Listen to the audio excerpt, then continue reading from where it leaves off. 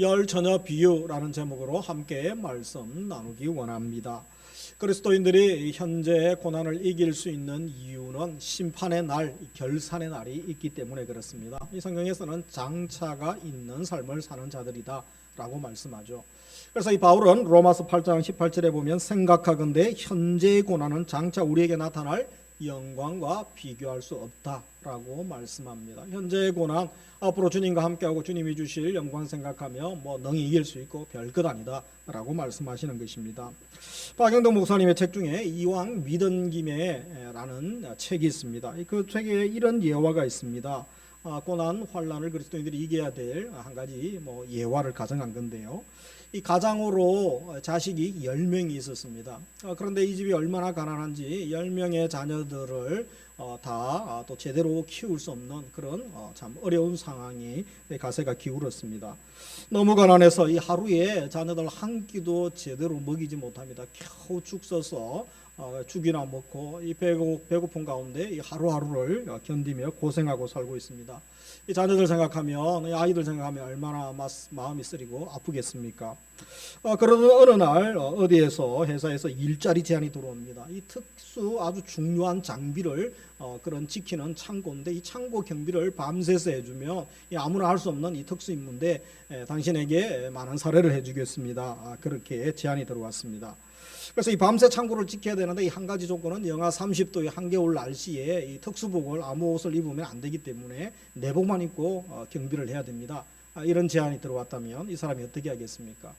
힘들겠지만 그러나 이 굶주리고 있는 이 자식들 생각하며 또 흔쾌히 승낙하지 않겠습니까? 그래서 이분이 경비를 하기 시작합니다. 새벽이 되어서 이 살이 또 얼어붙는 그 혹한에 얼마나 부들부들 떨며 정말 생명이 오락가락하는 그런 혼미한 상황도 맞이하겠죠. 그런데 그 고비 때마다, 그 힘들 때마다 무엇을 생각하겠습니까? 굶주리고 있는 자식들, 내가 이 새벽만 밤만 잘 넘기고 새벽만 잘 버티면 아침이 되면 드디어 우리 아이들 마음껏 밥 먹이고 또 좋은 집에서 그래도 같이 먹을 것 걱정하지 않으면서 이제 행복하게 살 수 있지 않겠는가? 이 생각하면서 이 사람은, 가장은 인내하며 버티고 새벽을 맞이하게 될 것입니다. 우리 그리스도인들의 삶이 이럴 수 있다라는 것입니다. 이 세상의 고난과 박해의 혹한 가운데서 우리가 밤을 이겨나갈 수 있는 비결이 무엇입니까? 그것은 장차가 있는 것입니다. 주님 오실 날, 주님 만날 그날이 우리에게 있기 때문에 그렇습니다. 그래서 주님이 오시고 주님 만날 그때는 어떤 때입니까? 악인들은 영불에 빠지고 심판받아 멸망하는 날이죠. 그러나 하나님의 자녀들인 의인들은 영생에 이르는 천국의 주님과 함께 영원히 사는 날인 줄 믿습니다. 오늘 우리 2부 예배 드리시는, 또 현장에서, 가정에서, 또 교육관에서 함께 예배 드리시는 모든 종들에게 마지막 날 종말에 깨어서 또 주님 만나기를 사모하고 준비하고 끝까지 믿음의 삶, 승리의 삶 살아가는 믿음과 은혜를 부어주시기를 주님의 이름으로 축복합니다. 오늘 말씀은 지난주의 말씀과 이어서 이제 두 번째 비유죠. 깨어있으라는 두 번째 비유, 열처녀 비유에 대한 말씀을 하고 있습니다. 지난주에는 충성되고 지혜 있는 종의 비유를 통하여 예수님 재림이 우리의 생각보다 좀 더딜 수 있고 늦어질 수 있다라는 그런 또 염두를 두시고 말씀을 하고 계시죠. 그래서 오늘은 그 당시에 유대 사이에 한 문화가 있는데 이 결혼 문화가 있습니다. 결혼 풍습이 나라마다 다르죠. 그래서 그것을 예수님이 비유로 말씀을 하셨습니다. 우리 1절 같이 읽겠습니다. 그때에 천국가 마치 등을 들고 신랑을 맞으러 나간 열 처녀와 같다 하리니. 그래서 여기에 보면 천국은 신랑 맞으러 나간 열 처녀와 같다. 이 결혼 잔치를 또 비유로 말씀하고 계십니다. 여기에 나오는 열 처녀는 신부가 아니죠. 신부가 10명이면 큰일 나죠. 그래서 이 결혼 잔치에 초대된 신부의 들러리를 두고 하는 말입니다. 신랑 맞으러 가기 위하여 이 나간 열 처녀가 두 부류로 나옵니다. 미련한 처녀들은 등만 준비하죠. 기름을 준비하지 못했습니다. 그리고 설기 있는 5 처녀는 기름을 준비하죠. 담아서 등과 함께 준비해서 가는 것을 보게 됩니다. 그런데 이 유대 사이에 이스라엘 사이의 결혼 문화는 우리나라와 좀 다릅니다. 우리나라는 뭐 낮에 또 공휴일이나 뭐 주일날 이렇게 하지 않습니까? 주말에. 그런데 이 유대 사이에는 보통 신랑이 고대 사회에서는 이제 신부를 데리고 옵니다. 그래서 신랑이 신부를 데리고 와서 자기 집에서 신랑 집에서 이제 잔치를 하는데 보통 저녁부터 잔치합니다. 낮에 하는 것이 아니고 밤에 잔치를 해서 밤새 잔치를 하고 그렇게 또 서로 축복하게 되는 것이죠. 그런데 오늘 본문의 예화에 보면 비유에 보면 어떻습니까? 문제가 생겼습니다. 신랑이 초저녁에 와야 되는데 이 초저녁에 와서 잔치가 시작돼야 되는데 미리 와서 기다리는 사람들이 보니까 신랑이 오는 시간이 너무 더뎠습니다. 그래서 기다리다가 밤이 너무 깊어져서 너무 피곤하지 않습니까? 그래서 다 졸며 자게 되는 그런 상황이 연출되어졌습니다. 너무 늦었다는 거죠. 이 밤중에 갑자기 신랑 납시오, 신랑이 왔습니다. 이 소리를 듣고 그 소리에 자고 졸고 있던 또 여인들이 다 일어나게 됩니다. 그래서 열 처녀가 모두 일어나서 이 등을 찾아 불을 밝히게 됩니다. 기름을 준비하였던 슬기로운 처녀들은 등불을 밝히게 되고 신랑을 맞이하게 되고 혼인잔치에 들어가게 됩니다. 그런데 문제는 여분의 기름을 준비하지 못했던 미련한 처녀들이라고 하죠. 이들은 그렇게 기다리던 신랑을 맞이하지 못하고 결혼잔치에 들어가지 못합니다. 그래서 비극을 맞이하는 말씀을 주님께서 하고 계시는 것입니다. 그래서 먼저 이 비유에서 혼인잔치는 무엇을 예수님이 말씀하시고자 하는 것입니까? 그것은 천국 잔치죠. 천국의 잔치, 결혼식의 그 기쁨처럼 천국의 잔치, 천국은 잔치와 같다. 기쁨, 축제가 있어야 되는 것입니다. 오랫동안 기다리던 신랑은 누구를 이야기합니까? 다시 오실 예수님, 재림주로 오시는 우리 예수님을 두고 말씀하시는 것이죠. 그리고 열 처녀가 누굽니까? 예수님을 기다리던 성도들, 또 재림을 사모하고 기다리는 하나님의 자녀들, 우리를 두고, 교회를 두고 하는 말씀이라고 할 수 있습니다. 그리고 밤늦게 신랑이 온 것은 무엇입니까? 주님의 재림이 더디어질 수 있다. 우리의 생각보다 늦어질 수 있다. 그리고 또 한 가지는 갑자기 주님의 재림이 임할 수 있다라는 암시로 볼 수 있는 것입니다. 그래서 예수님은 이 비유를 마무리하면서 앞에서도 말씀하셨던 것처럼 거듭 반복하시는 말씀이 13절이죠. 우리 13절 같이 읽겠습니다. 그런즉 깨어있으라. 너희는 그날과 그때를 알지 못하느니라. 그래서 너희는 깨어있으라 이렇게 말씀하죠. 이 말씀을 앞에서도 살폈던 것처럼 물리적으로 생리학적으로 잠자지 말고 24시간 약 먹고 각성제 먹고 해가지고 그냥 눈이 빨갛게 그렇게 밤새라 그렇게 말하는 것이 아니라고 말씀을 했습니다. 이 비유에서 기름을 준비한 슬기로운 처녀나 준비하지 못한 미련한 처녀 모두의 특징은 다 졸며 잤다는 것입니다. 가끔 이 설교 이상하게 하시는 분들 중에서 슬기로운 처녀는 밤에 잠도 자지 않았습니다. 기름도 준비했습니다. 그래서 우리도 자면 안 됩니다. 뭐 이렇게 이야기하는데 본문을 잘 읽어보시면 됩니다. 그래서 모든 본문의 시작은 관찰이죠. 10번만 읽어보면 다 알게 되는 것이죠. 그래서 차이가 무엇입니까? 이 혼인잔치에 들어가는 여부는 졸았느냐 눈뜨고 있었느냐가 아니라는 것입니다. 그것은 기름을 준비했느냐 여분의 기름을 준비하지 않았느냐의 차이임을 알게 됩니다. 그러므로 깨있다는 것은 이 신랑이 온다는 소리를 들으면 이 자다가 혹은 졸다가 일어나서 등불을 켤 수 있도록 기름을 준비하고 있으라는 말씀이죠. 그래서 이 비유의 핵심이라고 할 수 있는 것입니다. 그래서 먼저 우리가 오늘 본문의 말씀을 통하여 살필 것은 기름을 준비하지 않는 자는 어떠한 자인가? 그들은 바로 앞에서 우리 주님이 24장 후반부에서 말씀하셨던 것처럼 외식하는 자의 벌을 받게 될 것을 알아야 되는 것입니다. 충성되고 지혜로운 종의 비유에서 이 깨어있지 않는 종이 있었죠. 그래서 악한 종이라고 하면서 외식하는 자와 같고 그들의 벌을 받을 것이다 라고 말씀하셨죠. 천국에 들어가지 못하고 슬피 울며 이를 갈 것이라는 무서운 책망의 말씀을 하신 바가 있습니다. 지금 예수님이 기름을 준비하지 않는 처녀들이 바로 그런 자라는 것입니다. 그래서 외식하는 자들이 받을 벌을 받아야 돼. 너희들이 바로 외식하는 자와 같다라고 말씀하시는 것입니다. 왜 기름을 준비하지 않는 것이 외식하는 것이고 외식하는 자와 같은 것입니까? 기름의 등의 역할은 무엇입니까? 등은 아무리 값비싼 다양한 종류의 등이 있어도 뭐죠? 밝혀야 됩니다. 어둠을 밝히고 빛을 밝히는 게 등의 역할 아닙니까? 그런데 이 등이 이름만 등이지 빛을 밝히지 못하고 그냥 등으로만 있으면 그것은 겉만 있는 것이죠. 실제적으로 역할을 못하는 것이 아니겠습니까?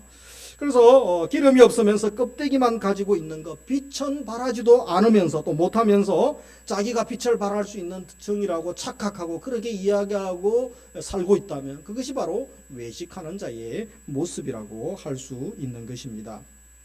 그래서 이 기름을 준비한다는 것은 이 단순히 시간적으로 준비한다는 말씀이 아니라는 것이죠. 등잔과 기름과의 관계를 염두에 두어 우리 주님께서 말씀하고 계신다는 것입니다. 이 말씀은 이미 구약에도 여러 예수님께서 이스라엘과 관계하여 또 말씀 선지자를 통하여 말씀하신 바가 있습니다. 몇 구절을 찾아보면 우리 이사야 42장 6절에 보면 나 여호와가 의로 너를 불러선즉 내가 내 손을 잡아 너를 보호하며 너를 세워 백성의 언약과 이방의 빛이 되게 하리니.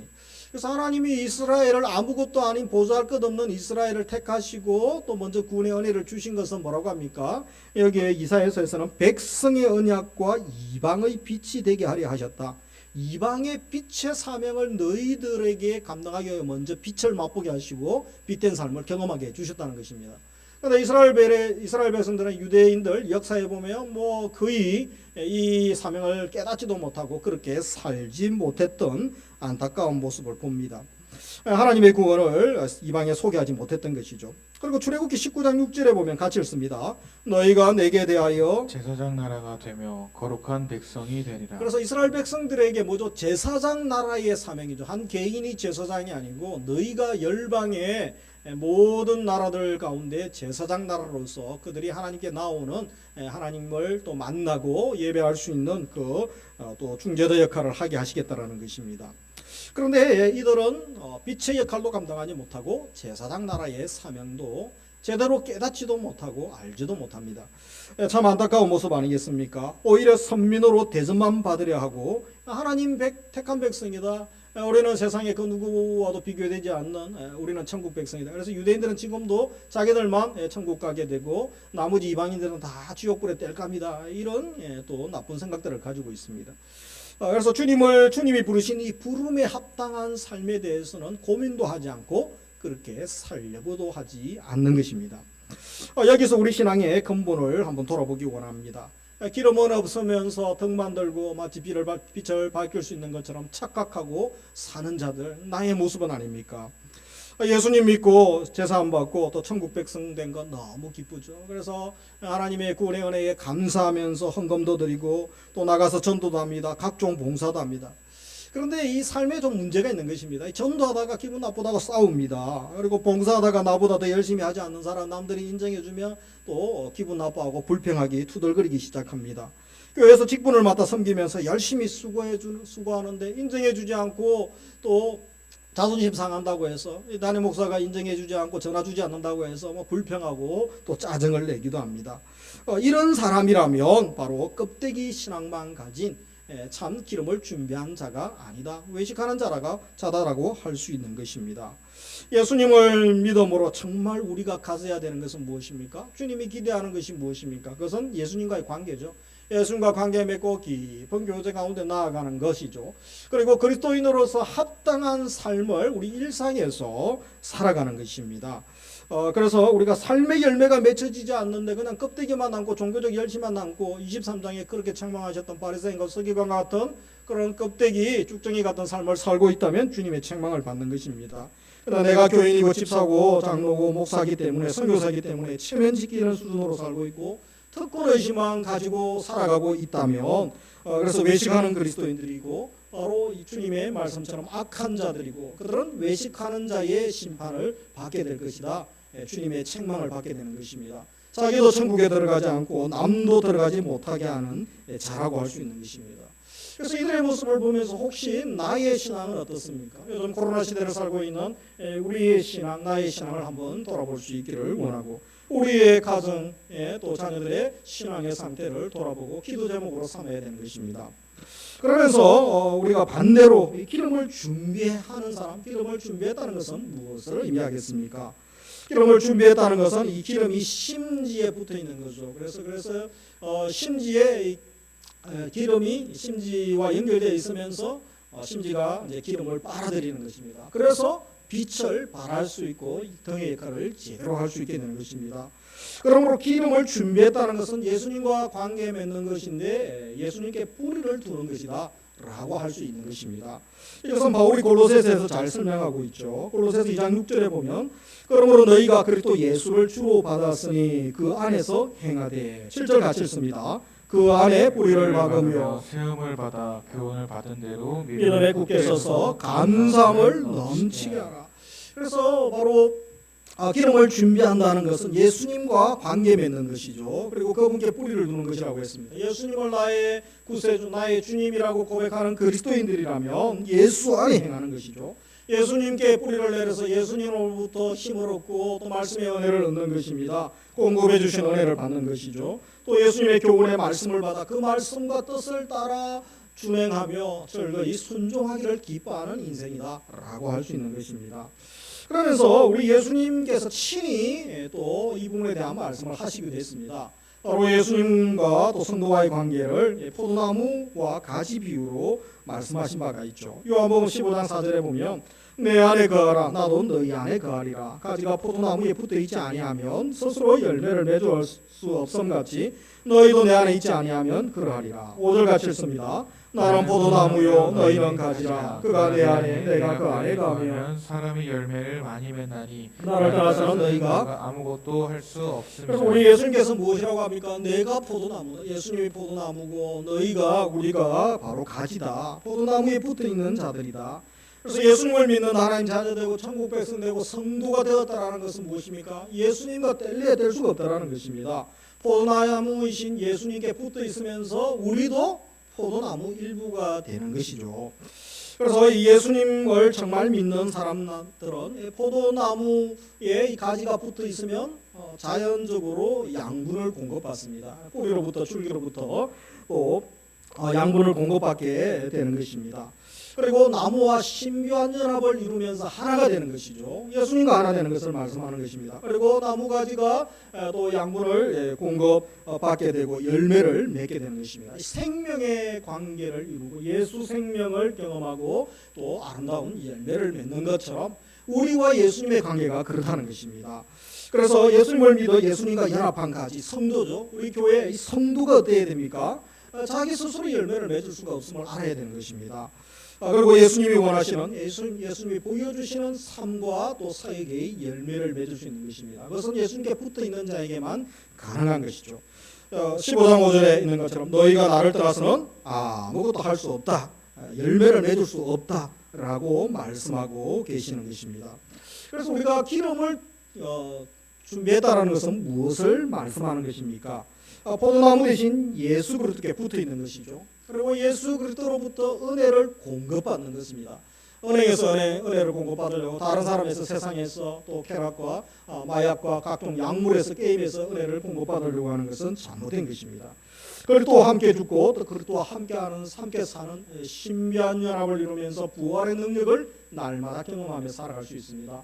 그리고 날마다 우리 매일의 삶 가운데 성령의 능력 가운데 성령의 인도하심 따라 살아갈 수 있는 자가 바로 기름을 준비하는 자라고 할 수 있는 것입니다. 그러므로 이제 우리가 어떻게 사는 것이 중요하죠. 우리가 종말의 기름을 준비하는 삶은 어떤 삶이어야 되겠습니까? 그래서 언제 주님이 다시 오실지 전혀 모르는 이 상황 가운데 주님의 재림을 준비하는 것은 무엇을 의미하는 것이고 깨어있다라는 것은 무엇을 의미하는 것입니까? 이것은 세 가지로 오늘 말씀을 나누면요. 첫째로 그리스도와 연합하여 신앙 공동체, 교회 공동체를 이루게 됩니다. 우리가 예수님을 믿는 순간, 예수님과 연합하는 순간 우리가 교회가 되는 거죠. 주님의 몸의 일부가 되는 것입니다. 그리고 말씀처럼 우리 주님은 머리가 되시죠. 교회의 머리, 우리의 머리 예수 그리스도. 그래서 몸은 머리의 지배를 받고 뇌의 지배를 받는 것처럼 우리가 예수님의 지배를 받고 통치를 받고 또 우리가 교회의 한 지체가 되는 것입니다. 에베소서 1장 22절 이하에 보면 또 만물을 그의 발 아래에 복종하게 하시고 그를 만물 위에 교회의 머리로 삼으셨느니라. 그래서 교회의 머리가 예수 그리스도가 되시고 주님이 또 성도들의 머리가 되심을 말씀합니다. 머리의 역할은 그죠. 몸은 머리의 지배를 받아야 된다는 것이죠. 교회는 그의 몸이니 만물 안에서 만물을 충만하게 하시는 이의 충만이니라. 그래서 교회가 예수님을 머리로 삼고 또 그분의 통치를 받고 그리스도의 몸을 이루는 공동체가 유기적 공동체가 바로 교회임을 알아야 되는 것입니다. 그리스도의 교회는 그리스도의 충만함을 드러내는 것입니다. 그래서 성도 개인으로서 그리스도를 드러내는 것도 있어야 되지만 또 뭡니까? 공동체로서 신앙 공동체로서 교회로서 그리스도를 드러내고 자랑해야 되는 것입니다. 교회가 섬기고 또 기다리고 양보하고 희생하고 또 긍휼을 베풀고 사랑을 나누고 또 배우는 것 훈련하는 장이 어디입니까? 바로 그래서 교회여야 하는 것입니다. 그래서 종말을 준비한다는 것은 이 기름을 준비한다는 것은 예수님과 관계에서 예수님과 연합을 이루고 예수님과 관계 맺고 깊은 교제 나누는 것이죠. 그분으로부터 힘을 얻고 모든 양분을 영적인 은혜를 공급받는 것입니다. 그리고 그리스도의 몸된 교회인 바로 교회 공동체 신앙 공동체를 우리가 함께 이루어 가야 됩니다. 코로나 시대에 어렵고 힘들지만 나만 사는 것이 아니라 같이 살아요. 자녀들도 살고 가족도 살고 또 영적인 가족 사랑방 전도회의 가족도 살아야 되지 않습니까? 그래서 우리 순장님이 힘들어도 또 온라인 사랑방 모임도 인도하고 주일학교 교사들 또 청년부 임원들 또 순장들이 그죠 또 섬기고 인도하지 않습니까?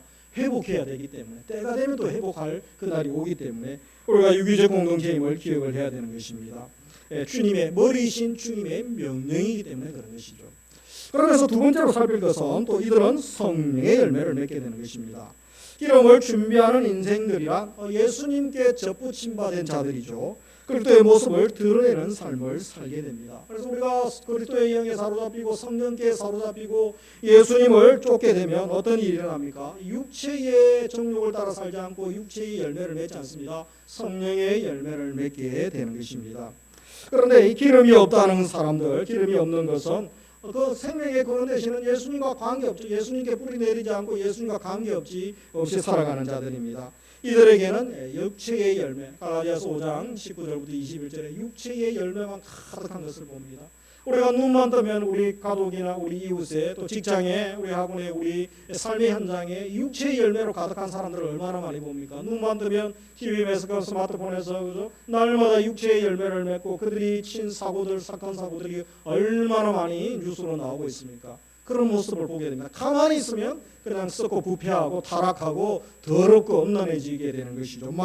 망하게 되어지는 것입니다. 그러나 성령의 기름 부음을 받은 자들은 성령의 열매를 맺게 되는 것입니다. 그리스도께 뿌리 내리고 있기 때문에 그리스도의 영이 그를 주장하게 되고 주님께서 주시는 성령께서 공급하시는 은혜를 공급받게 되는 것입니다. 어떤 열매를 맺습니까? 갈라디아서 5장 22절 오직 성령의 열매는 사랑과 희락과 화평과 오래 참음과 자비와 양승과 충성과 온유와 절제니 이 같은 것을 금지할 법이 없느니라. 그래서 기름 부음을 준비하는 자는 바로 주님과 인격적인 관계를 맺고 성령의 통치 가운데 열매를 맺는 삶을 살아가게 되는 것입니다. 그런데 우리 주위에 그렇지 못한 자들이 얼마나 많습니까? 기름을 준비하지 않는 자들이죠. 빛을 내지도 못하는데 빛을 내는 것처럼 행세하고 흉내내는 자들이 얼마나 많습니까? 외식하는 자라고 했습니다. 포도나무이신 예수님께 붙어 있지도 않으면서 자기 혼자 가지가 딸랑 잘라져서 떨어져 있으면서 나는 살았습니다. 내 잎이 파릇파릇하지 않습니까? 이렇게 곧 죽을 인생인지도 모르고 그렇게 살아가는 자들이 많습니다. 다 외식에 빠진 자들입니다. 그래서 기도하는 흉내 냅니다. 거룩한 흉내도 냅니다. 그러나 말씀을 사랑하지도 않고 말씀을 지키려고 하지 않고 하나님의 영광을 드러내는 삶은 무관심하고 자기의 정욕과 자기 욕망을 위하여 살아가는 이 비참한 이 시대를 우리가 보게 되어지는 것입니다. 예수님은 그런 자들을 외식하는 자다. 그리고 그들에게 주어진 형벌은 지옥 형벌이 주어져 있고 외식하는 자들이 받을 형벌이 주어져 있다라고 거듭 말씀하고 계시는 것입니다. 그러면서 마지막 세 번째로 살필 것은 온전한 예수의 제자됨을 이들은 추구하게 되어집니다. 기름을 준비하는 인생들 바로 그리스도를 닮는 일에 모든 것을 드리는 자들입니다. 하나님께서 우리를 이 값없이 은혜 주셔서 우리를 제 가운데 구원해 주셨다면 우리가 감사하고 찬양하고 또 은혜에 보답하는 것은 당연한 것이라고 할 수 있을 것입니다. 그런데 더 중요한 것은 하나님 감사합니다 감사합니다 마땅히 해야 되죠. 그런데 더 중요하고 우선되어지는 것이 무엇입니까? 우리가 그 고마운 마음을 당연히 가져야 되지만 우리를 구원해 주시고 죄로부터 사망으로부터 건져 주신 그 이유가 무엇인가? 바로 구원해 주신 그 부르심의 또 목적에 부합한 삶을 사는 것이라고 할 수 있습니다. 무슨 말입니까? 예를 들면 대학생이 지금 공부를 해야 되는데 너무 코로나 때 어려워가지고 이제 등록금을 낼 수가 없습니다. 그래서 휴학하는 친구들도 많지 않습니까? 그런데 공부는 너무 하고 싶은데 뭐 여러 가지 모았지만 이 등록금을 다 마련할 수 없습니다. 그러나 그의 상황을 알고 익명의 어떤 사랑하는 사람이 익명으로 이제 후원을 해줘서 등록을 하게 됐습니다. 그러면 이 학생이 어떻게 살아야 되겠습니까? 물론 누군가 모르는 사람이 제게 등록금을 주셔가지고 제가 장학금 받아서 또 열심히 또 그 사람 때문에 내가 학교 가게 되었습니다. 그런데 이 간증하는 것은 필요하죠. 그러나 늘 그 이야기만 하고 있어요. 만나는 사람마다 내가 누가 도와줘서 대학에 등록하게 됐다고 그 이야기만 하고 산다면 뭔가 문제가 있는 거 아니겠습니까? 누군가가 그에게 장학금을 주어서 공부를 할 수 있게 한 이유는 무엇입니까? 자기를 자랑하라고 한 것이 아니고 뭐죠? 이제 너가 마음껏 돈 걱정하지 말고 마음껏 공부해서 실력을 쌓아서 사회에 유익한 인생이 되고 정말 너가 또 필요한 직장인이 되고 생명을 살리는 일을 해야 되지 않느냐. 학생이 공부하라고 장학금을 또 지원해 준 것 아니겠습니까? 그런데 이 학생이 공부를 하지 않고 그 이야기만 하고 다닌다면 문제가 심각해지는 것입니다. 이처럼 우리 그리스도인들도 그럴 수 있다는 것입니다. 그래서 주님께서 우리를 구원해 주시고 또 주님께서 하신 일들을 감사해야 되죠. 감사하고 간증하는 것은 필요합니다. 그런데 정말 왜 그렇게 해주셨는가 하는 관심도 없고 그 이야기만 하고 평생을 살고 있는 것이죠. 그것은 구원해 주신 주님의 참된 목적에 부합한 삶은 아니다라는 것입니다. 우리가 무엇을 해서 구원의 은혜를 다 갚을 수 있겠습니까? 우리 매주 봉헌송할 때 드리는 찬양이죠. 찬송가 149장에 보면 온 세상 만물 가져도 주 은혜 못 다 갚겠네. 놀라운 사랑 받은 나 몸으로 제물 삼겠네.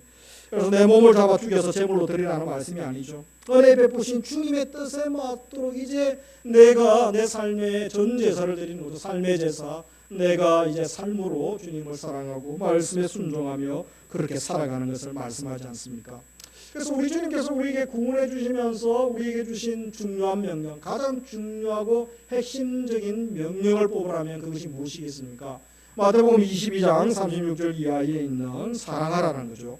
그래서 하나님을 사랑하라. 그리고 내 이웃을 내 자신같이 사랑하라. 하나님 사랑, 형제 사랑, 이웃 사랑. 또 요한일서에서는 사랑하라라고 말씀하죠. 그래서 하나님 사랑하고 예배하고 이웃을 사랑하고 섬기는 것 하나님의 명령이요 또 목적임을 우리가 기억을 해야 되겠습니다. 그래서 우리가 할 일이 무엇입니까? 지금 종말을 준비하는 자로 이 일을 하고 있으면 됩니다. 이 사랑을 우리가 실천하고 살면 되는 것입니다. 그리고 이 일을 위해서 우리에게 영원한 모델 또 유일한 모델을 제시해 주셨죠. 그 우리 바로 예수 그리스도 아니십니까? 그래서 이제 우리가 할 일은 예수님 닮아가는 것이 우리 인생의 목적이요 우리 인생의 유일한 최고의 소원이 되어야 되는 것입니다.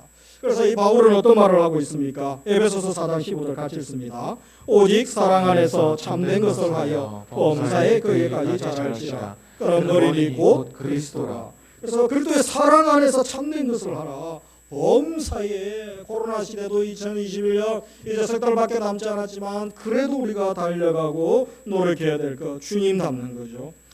이 그리스도를 닮는 것 이것이 우리의 소원이 되고 주님을 사랑하고 또 주님처럼 되어지는 것 주님의 온전함을 본받는 것이 우리의 삶의 또 내용이 되어져야 되는 것입니다. 그러면서 또 우리가 예수의 마음을 품어야 되는 거죠. 빌립보서 2장 5절에 보면 너희 안에 이 마음을 품으라 곧 그리스도 예수의 마음이니 세상에 도둑놈 씹어 가진 사람들이 얼마나 많습니까? 외모는 화려하고 세련되고 말도 아주 또 고급스럽게 합니다. 그런데 그 안에 늑대가 있고 이가 있는 거죠. 속이고 사기치고 죽이려고 파멸시키려고 하는 세상에 늑대들이 얼마나 많습니까? 그럼에도 우리는 순전하게 살아야 되는 것입니다. 바로 예수 그리스도의 마음을 품어야 되는 거죠. 그래서 이것이 종말의 때에 기름을 준비하는 자의 모습인 것입니다. 이것이 매일 우리가 실천해야 될 사명인 줄 믿으시기 바랍니다. 우리가 종말의 시대 또 10월 한 달 또 이번 한 주간 어떻게 살아야 되겠습니까? 오늘 말씀처럼 예수님의 온전한 제자의 삶을 살고 주님 기뻐하시고 주님 칭찬하실 그 삶을 위하여 하루하루 종말로 생각하고 종말의 삶을 살아가는 것 그리고 마라나타 주 예수여 어서 오시옵소서 주님이 반드시 오시는 거죠. 그것에 대한 소망을 가지고 우리가 믿음으로 포기하지 말고 낙오하지 말고 배도하지 말고 끝까지 믿음의 길을 가며 십자가의 길을 가며 히브리서 11장에 나오는 믿음의 선배들처럼 마지막 믿음의 경주를 완주하면서 승리의 노래를 부르고 주님과 영원히 통치하는 우리 믿음의 선배들 또 요한계시록 20장 21절에 그 영광의 찬양을 부르는 거룩한 14만 4천의 거룩한 주의 백성들 무리들이 얼마나 많습니까? 우리도 그 반열에 들어가야 되지 않겠습니까? 한 주간 살아갈 때 그런 은혜 부어주시기를 주님의 이름으로 축복합니다.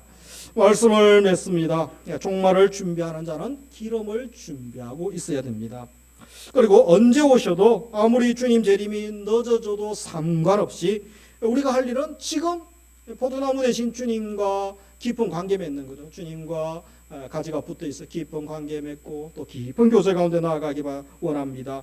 주님이 원하시는 그 삶을 사랑하고 섬기는 그 삶을 지금 살아가면 되는 것입니다.